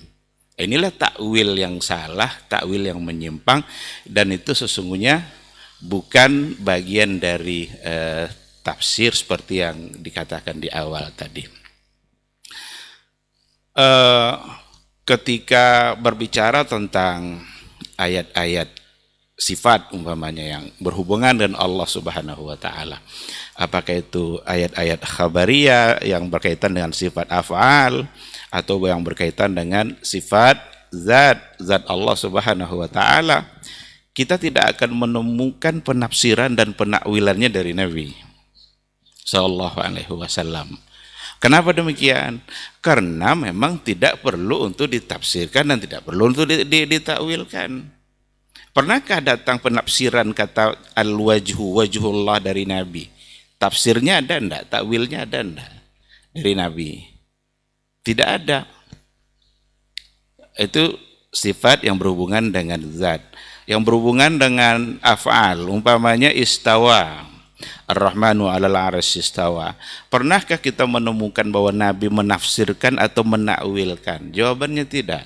Kenapa demikian? Karena memang tidak perlu ditakwilkan. Sebab ketika ayat itu turun, Nabi dan para sahabat sudah paham, sudah mengerti. Maka tidak perlu takwil. Nah, sementara takwil yang ada dalam ahlul kalam ada pada ayat-ayat seperti ini. Kenapa mereka takwilkan? Karena maknanya enggak sejalan dengan akal dan logika. Nah, ini bedanya nanti. Oleh karena itu tafsirnya ulama salaf itu menjelaskan makna yang memang belum jelas, sementara takwil merubah atau memalingkan kepada makna lain karena makna yang ada itu dianggap kurang pas atau tidak sejalan dengan benar. Nah, disinilah pokok persoalan yang harus dipahami sebenarnya dalam masalah akidah. Kadang-kadang mereka juga beralasan, oh bukankah Ibnu Abbas juga mentakwil? Diberikan satu contoh. Umpama wasna'il fulka bi'ayunina wa wahina. Kalau kita tengok dalam penafsirannya, Ibnu Abbas mengatakan bi'ayunina itu tafsirnya bihirasatina. Itu dari Ibnu Abbas. Ini kan Ibnu Abbas nih. Ayun di sini beliau tidak artikan dengan mata, tapi hirasah. Sekarang pertanyaannya, adakah hirasah yang tanpa mata? Maka Ibnu Abbas ketika mengatakan itu hirasah bukan karena dia menolak sifat ayun itu, tetapi memberikan penjelasan makna. Karena ada di antara mufassir yang lain mengartikan bimar aminna haitsu naraka. Itu juga dari kalangan salaf dulu. Jadi bi ayunina bimar aminna haitsu naraka. Jadi ini tafsir. Berarti ini bukanlah takwil. Oleh karena itu menyandarkan takwil kepada para sahabat, takwil dalam artian ahlul kalam itu sama sekali tidak bisa diterima. Karena mereka bukan menolaknya, tapi hanya sekadar memberi makna. Beda nanti ketika ahlul kalam yang mentakwil. Bukan menjelaskan makna, tapi karena mereka menganggap bahwa makna yang ada ini enggak cocok sama akal. Masa Allah punya mata, masa Allah punya wajah. Penolakan karena masa Allah punya wajah ini kan dari akal mereka. Tidak mungkin lah, berarti sama dengan makhluk. Kalau begitu maka perlu ditakwilkan, berarti wajah bukan wajah. Istawa diartikan istaula. Karena mereka memang menganggap ketika diartikan istawa itu nanti seolah-olah sama dengan makhluk. Berarti Allah butuh pada arasy. Ini yang tidak datang dari Nabi. Itu masalahnya. Kita sudah sering bahas ini, sering ulang-ulang, dan perlu untuk kita ulang-ulang memang. Karena subuhatnya juga sering datang gitu. Banyak datang subuhatnya. Jadi perlu pula diulang-ulang pembahasan-pembahasan seperti ini. Oleh karena itu, kalau coba kita tanya, coba datangkan satu saja hadis dari Nabi kita yang mengartikan bahwa istawa itu bukan istawa, tapi adalah istaula. Karena itu datang dulu dari orang-orang Mu'tazilah, pada awalnya datang dari orang-orang Mu'tazilah yang mengartikan menjadi istaula. Berdasarkan pula kepada syair dari Al-Ahtal, qad istawa Bishr 'alal Iraqi min ghairi sayfin wa damin mihraqi. Istawa Bishr 'alal Iraq. Bishr menguasai Irak. Inilah. Jadi berarti lebih percaya kepada syair ini daripada percaya pada Al-Qur'an. Kenapa syair ini bisa begitu langsung dipercaya? Kok yang di Al-Qur'an tidak dipercaya?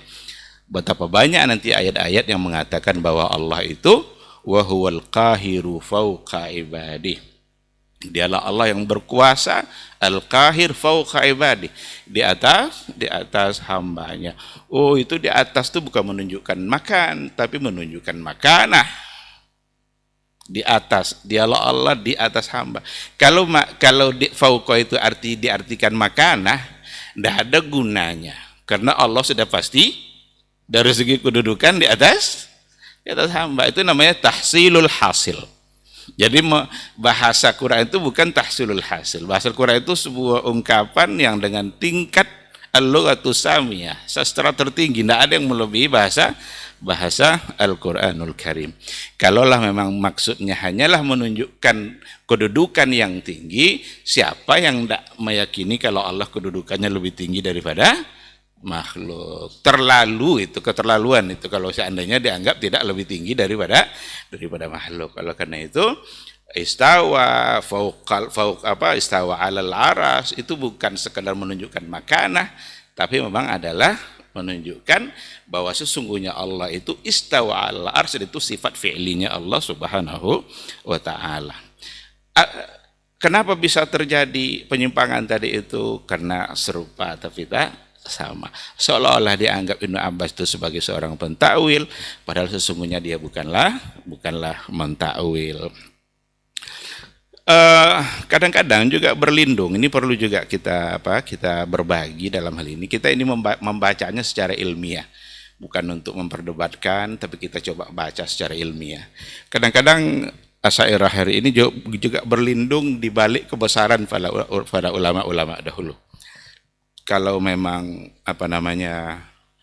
pentakwilan itu sebagai satu yang penyimpang, bukankah para ulama dulu juga mereka mentakwil? Ibnu Hajar, Imam Nawawi, Ibnul Jauzi, apalagi itu Ibnu Katsir, itu dinisbatkan kepada mereka sebagai orang yang juga bermazhab Asy'ari. Ini perlu sebenarnya untuk diluruskan. Pertanyaannya, benarkah Ibnu Hajar Asy'ari? Karena Asy'ariyah ini manhaj. Kalau dikatakan Ibnu Hajar barangkali wafaqa ba'dal masail, sepakat dia dengan sebagian masalah-masalah dengan Asy'ariyah, itu mungkin. Karena ini sifatnya barangkali ada hal-hal yang sifatnya ijtihadi, yang mungkin saja Ibnu Hajar mungkin sepakat dengan Asy'ariyah pada beberapa hal. Ya, barangkali pada bab sifat, Imam Nawawi juga pada bab sifat. Tapi apakah dengan sepakatnya dalam satu masalah atau dua masalah lalu dia disebut sebagai Asy'ari? Karena Asy'ari atau Asy'ariyah itu adalah manhaj dalam berfikir, manhaj dalam akidah. Belum seseorang itu akan disebut Asy'ari kalau seandainya manhajnya tidak sejalan dengan manhaj Asy'ariyah. Oleh karena itu, bisa saja dikatakan Ibnu Hajar bukanlah sebagai seorang Asy'ari. Karena benar ndak Ibnu Hajar itu mengikuti manhaj Asy'ariyah itu? Imam Asy'ari aja sebagai imamnya udah meninggalkan manhaj itu, masa Imam Ibnu Hajar tetap ikut? Kan sudah taubat dia kan? Walaupun taubatnya ini nggak bisa diterima ini oleh orang-orang Asy'ariyah hari ini, nggak bisa diterima ini, dianggap itu kisah palsu, dianggap itu semacam penyimpangan atau cerita-cerita yang dibuat-buat. Padahal jelas Imam Asy'ari bilang bahwa dia mengikuti akidah Al-Imam Al-Mubajjal, Imam Ahmad ibn Hanbal. Itu kan sangat-sangat jelas sekali beliau yang mengatakannya. Oleh karena itu, sepakat dengan sebahagian pendapat Asy'ariyah itu tidak mesti disebut sebagai mazhab Asy'ari, karena belum tentu dia sepakat dengan manhaj cara berfikirnya Asy'ariyah. Apa contoh cara berfikir? Orang belum akan disebut Asy'ari kecuali pada 3 poin pokok pemikirannya. Ini bisa dibaca pada buku-buku Asy'ariyah.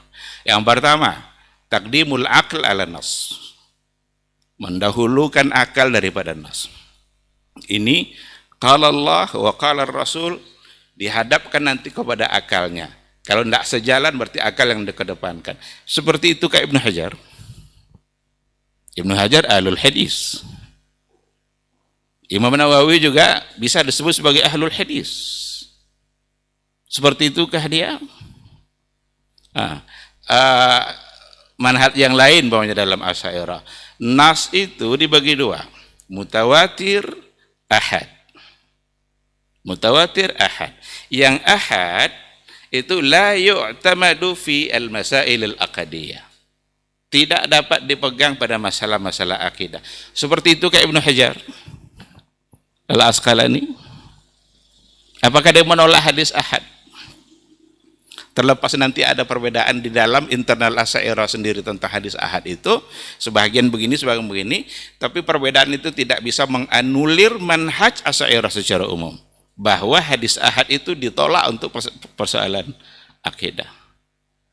Nah, yang ketiga umpamanya, nas itu meskipun mutawatir, tetapi yajibu ta'wiluhu idza khalafa al-aql.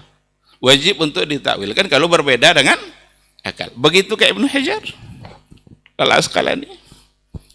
Oleh karena itu, tidak mesti berlindung di balik ulama-ulama besar. Kita tengok kebenaran apa yang sesungguhnya yang terjadi, dan untuk mengukur kebenaran bukanlah datang dari imam besar atau dari ulama besar, enggak, tetapi sejalan atau tidak dengan konsep yang dulu dipahami oleh generasi terbaik, yaitu generasi Rasulullah dan sahabat, dan juga generasi para tabi'in sebagai generasi yang dapat garansi dari Rasulullah Sallallahu Alaihi Wasallam.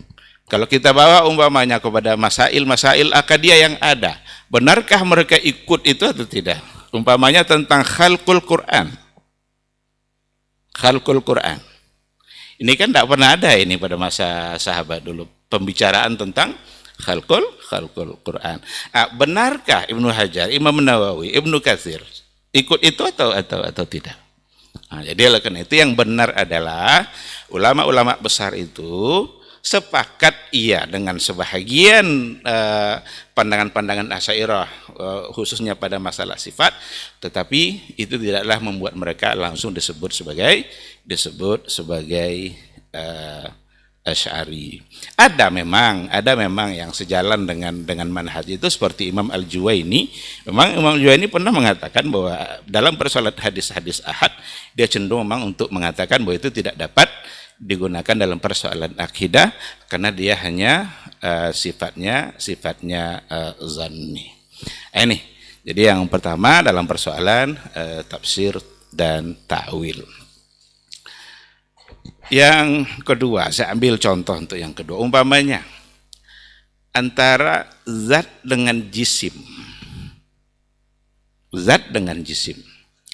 Kita ketika membahas atau membaca ayat Al-Quran, wa yabqa wajhu rabbika dzul jalali wal ikram, wa yabqa wajhu rabbik, maka kekallah wajah Rabbmu. Lalu orang sekarang muncul pertanyaan, bukan sekarang sebenarnya, yang sebelumnya sudah ada. Apakah wajhu di sini jisim? Pertanyaan seperti ini tidak pernah muncul pada masa dulu. Tidak pernah muncul. Apakah ini jisim? Sekarang Allah punya zat enggak?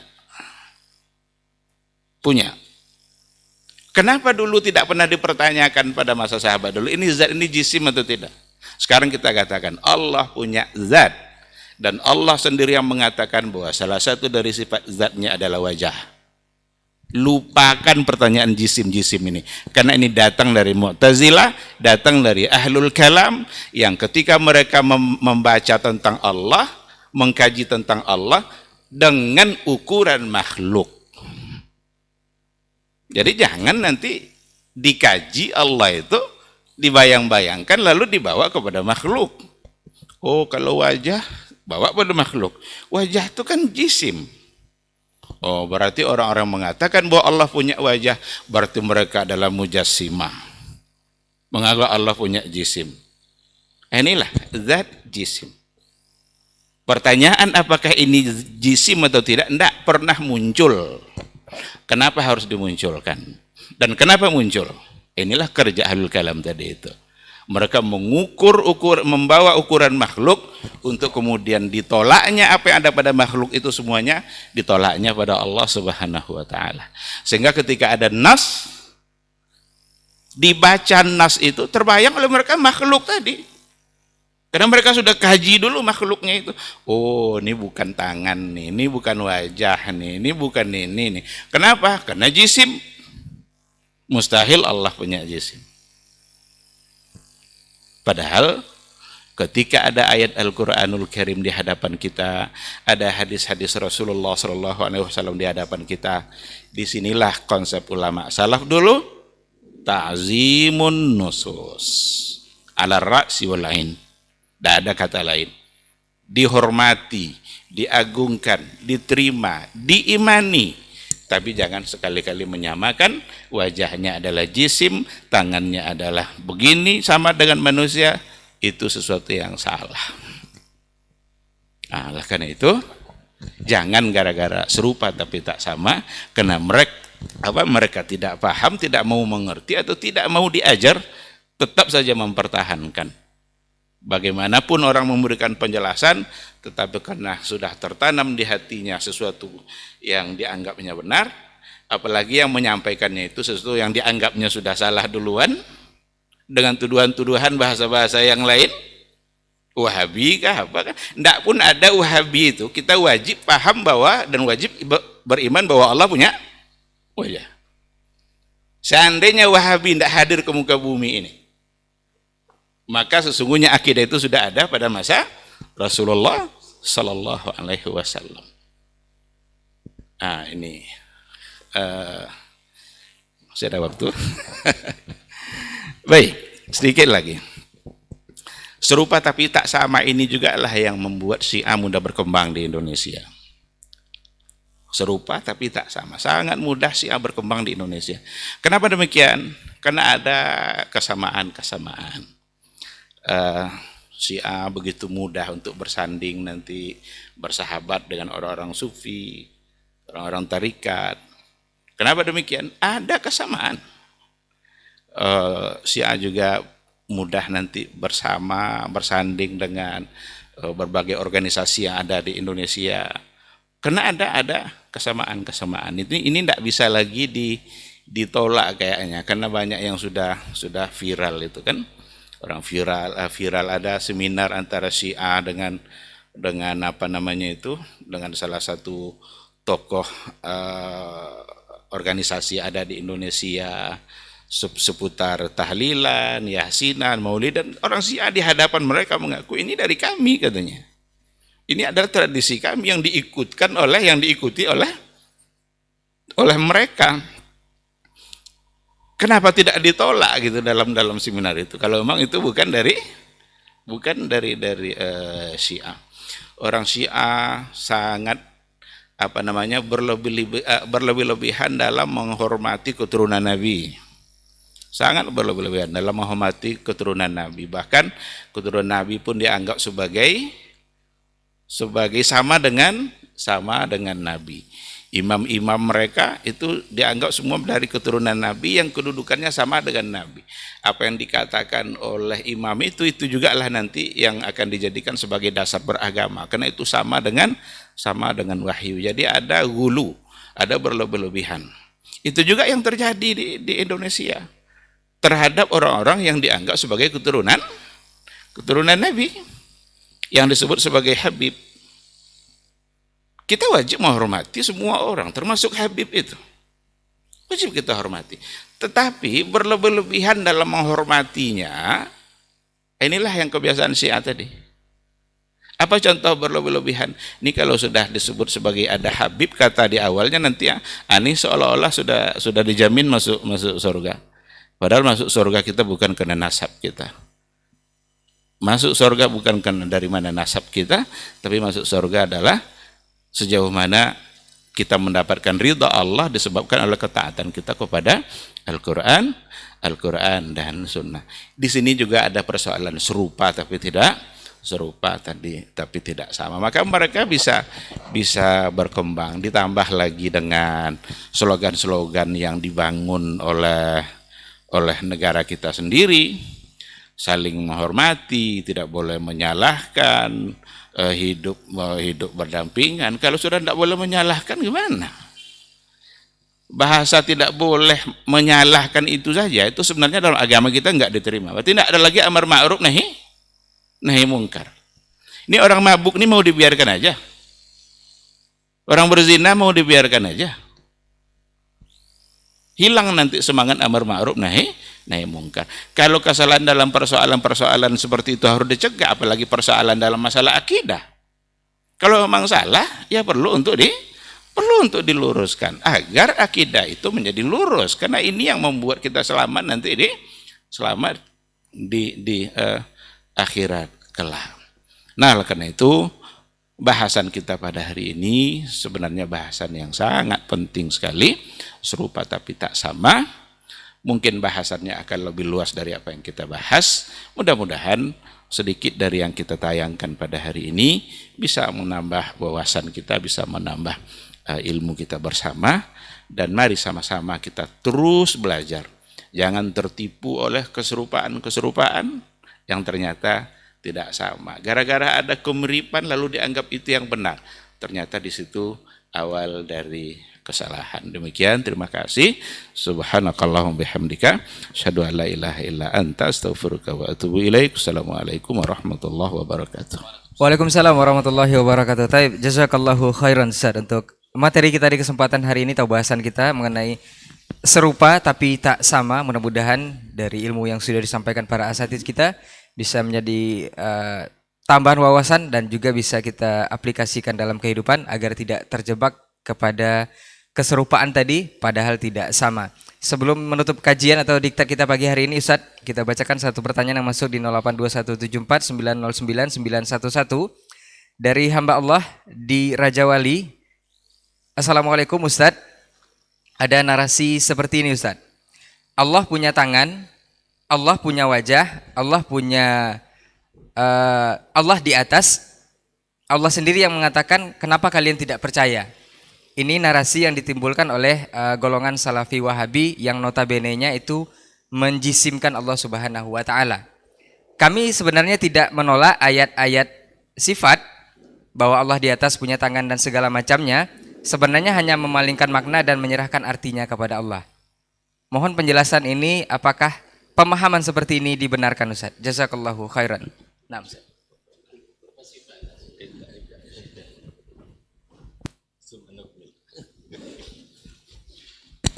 Bismillah wassalatu wassalamu ala rasulillah. Ini pertanyaan penting, menandakan serupa tapi tak sama. Sebenarnya Ustaz Helmi yang patut menjawab, karena jawabannya masih hangat tadi itu, ibarat masakan masih baru dia angkat.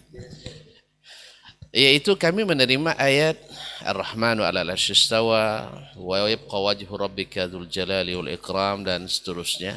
Kami tak menolak. Atau juga menerima hadis yanzilu rabbuna ila sama'id dunya hina yabqa thuluthul lailil akhir. Tak boleh menolak. Betul. Kami tak menolak. Cuman kami tak tahu maknanya. Ya, tak tahu maknanya.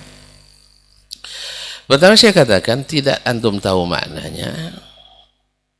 Itu bukan karena kelebihan. Tapi karena syubhat. Sebab apa? Allah Subhanahu wa taala menjelaskan dalam banyak ayat bahwa Al-Qur'anul Karim disebut dengan bilisanin arabiyyin mubin. Kitabun uhkimat ayatuhu wa ma arsalna min rasulin illa bilisani qaumihi liyubayyina lahum. Berarti Al-Quranul Karim turun dengan bahasa yang Arab yang menjelaskan. Para ahli bahasa seperti Ibnu Faris dan lainnya menyebutkan bahwa kalimat itu dikatakan mubin dengan dua syarat. Satu, qudratul mutakallim ala ta'bir bima yurid. Yang berbicara sanggup mengungkapkan apa yang dia inginkan. Dalam hal ini yang menginginkan itu Allah dan Rasulnya sallallahu alaihi wasallam. Yang kedua, istita'atu al-mukhatab atau sami' fahma al-ibarah. Yaitu yang berbicara paham apa yang disebutkan dalam redaksi itu. Nah sekarang pertanyaannya, Allah sanggup tidak mengungkapkan apa yang dia inginkan? Sanggup. Kemudian orang Arab dalam hal ini, Nabi SAW dan para sahabat, paham tidak apa yang disampaikan? Paham. Nah apa yang dipahami oleh mereka dengan Ar-Rahmanu 'alal 'arsy istawa? Kembali kepada kalimat istawa. Apa maknanya? Istawa maknanya adalah ala wartafa. Oh enggak ada makna lain lagi. Misalnya istawa makna qawiya ba'da makana dha'ifan. Kuat sebelumnya lemah. Enggak mungkin ini yang dimaksud. Karena alal arsy enggak sesuai dengan makna itu. Yang kedua, istaula menguasai. Istaula dalam bahasa Arab menguasai setelah sebelumnya tidak dikuasai. Seperti dalam syair tadi, istaula bisrun alal iraqi Yaitu Bishr sebelumnya tidak menguasai Irak. Setelah itu baru dia kuasai. Istidlal dengan syair ini. Syair ini syair Nasrani pula. Banyak syair Nasrani pula. Juga menunjukkan makna yang tidak benar. Bahwa apakah Arsy pernah lepas dari kekuasaan Allah? Juga tidak. Atau istawa dengan makna fa'ala. Nah, ini tahsilul hasil. Nah, Allah SWT memang sudah menciptakan Arsy, makhluknya. Untuk apa dikatakan Ar-Rahmanu 'alal arsy istawa dan seterusnya. Berarti tidak ada makna yang sesuai kecuali makna itu. Nah, menurut antum, saya tidak tahu maknanya.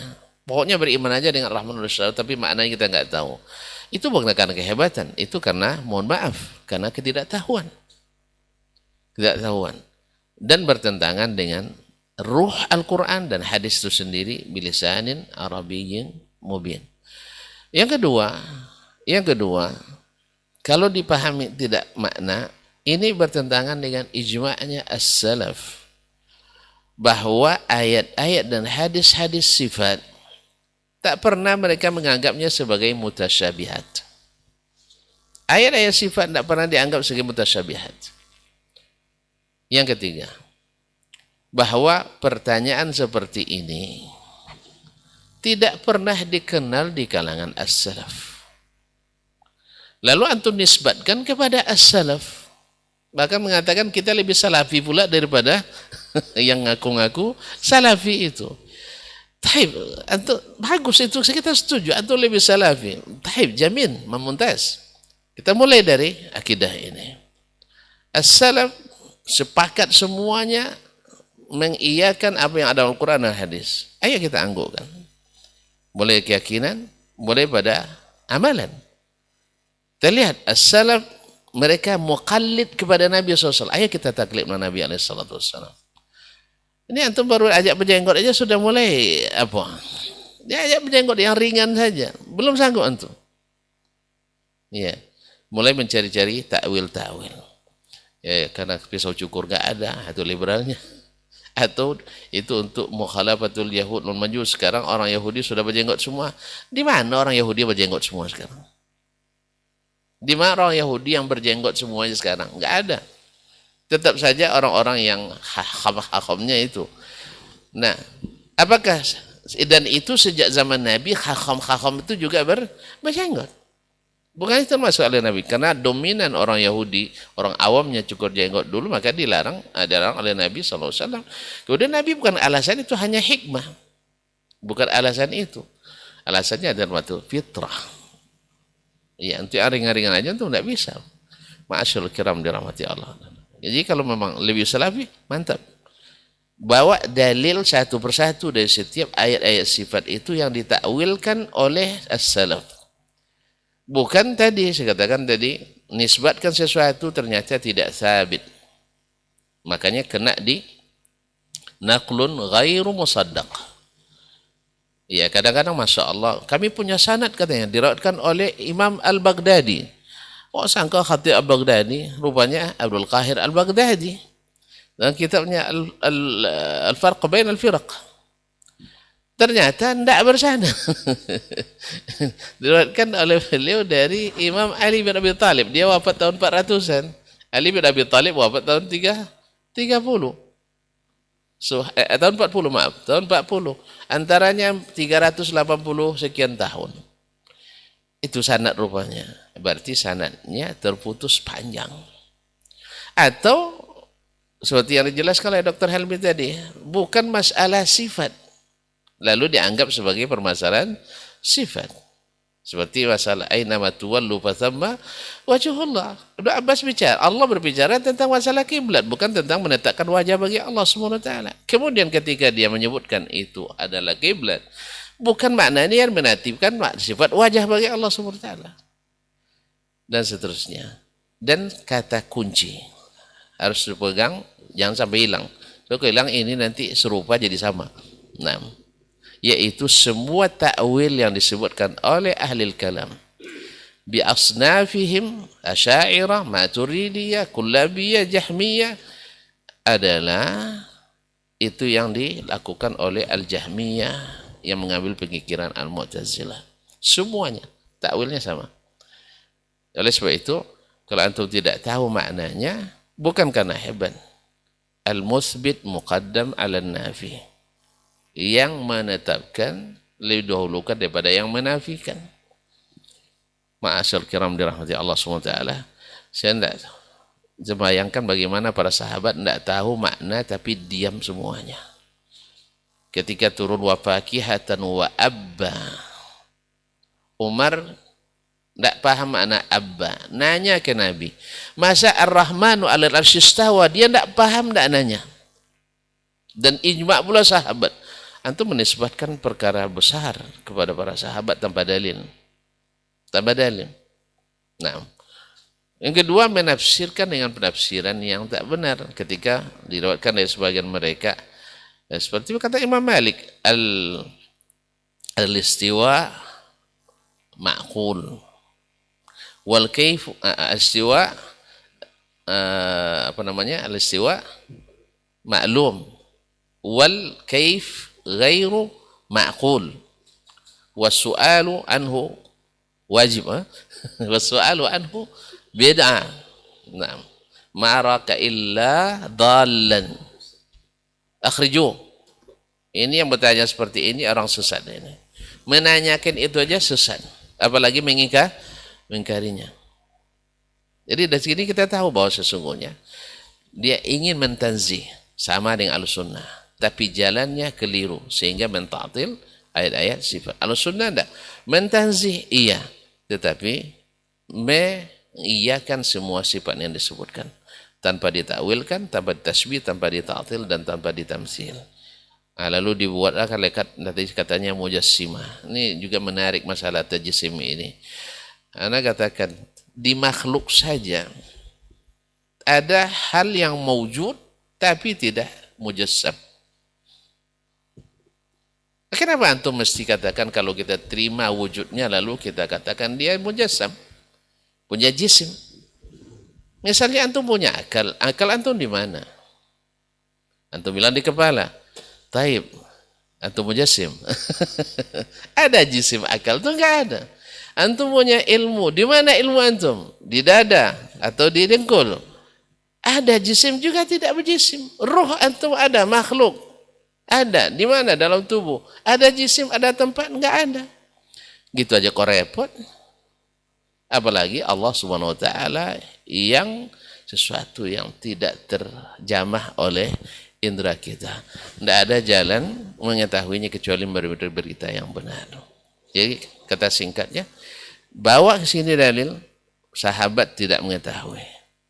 Semuanya tidak mengetahui. Wallahul musta'an. Barangkali ada tambahan dari masyayikh. Dipersilakan.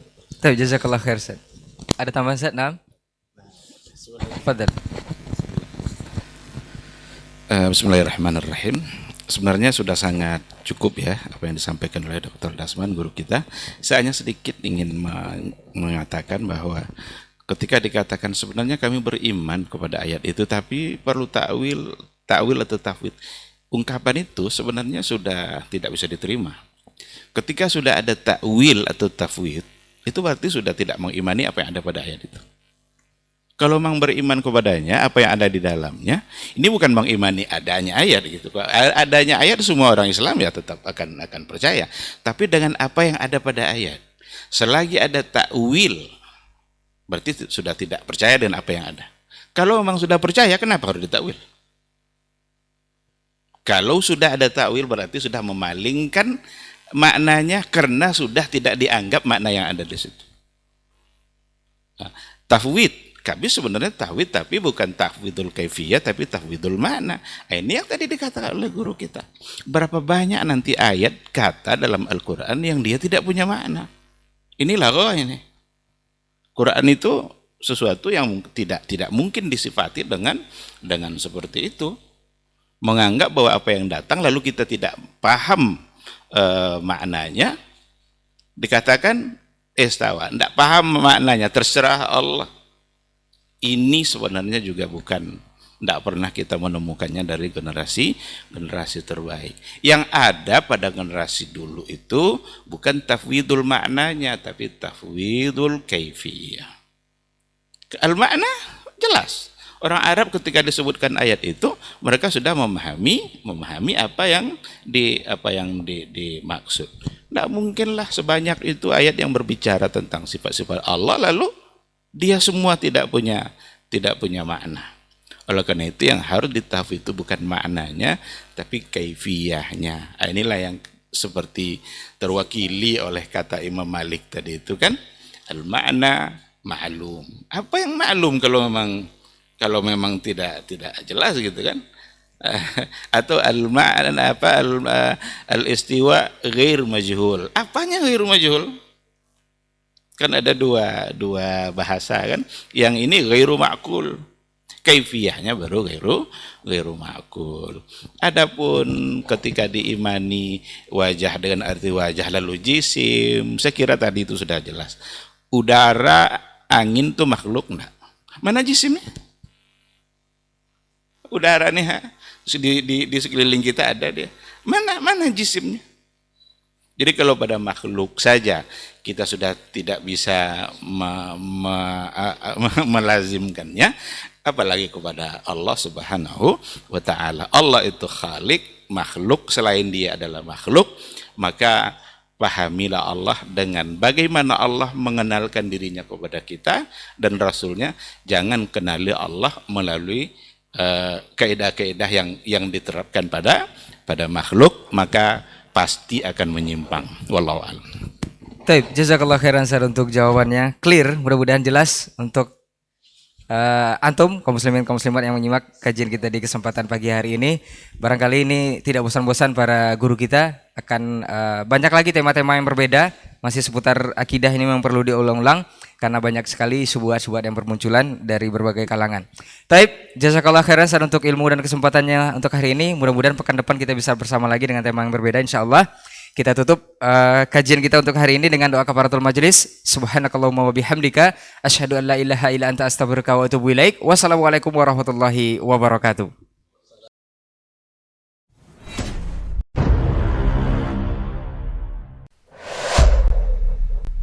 Dunia dan seisinya ini bagi Allah tak sama nilainya dengan sebelah sayap lalat.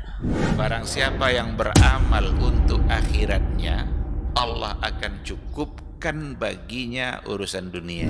Sayati zamanun 'alan nasi as-sabiru fihim qalqabit al-jamarah. Akan ada satu masa di akhir zaman yang berpegang teguh dengan agamanya seperti orang yang sedang memegang bara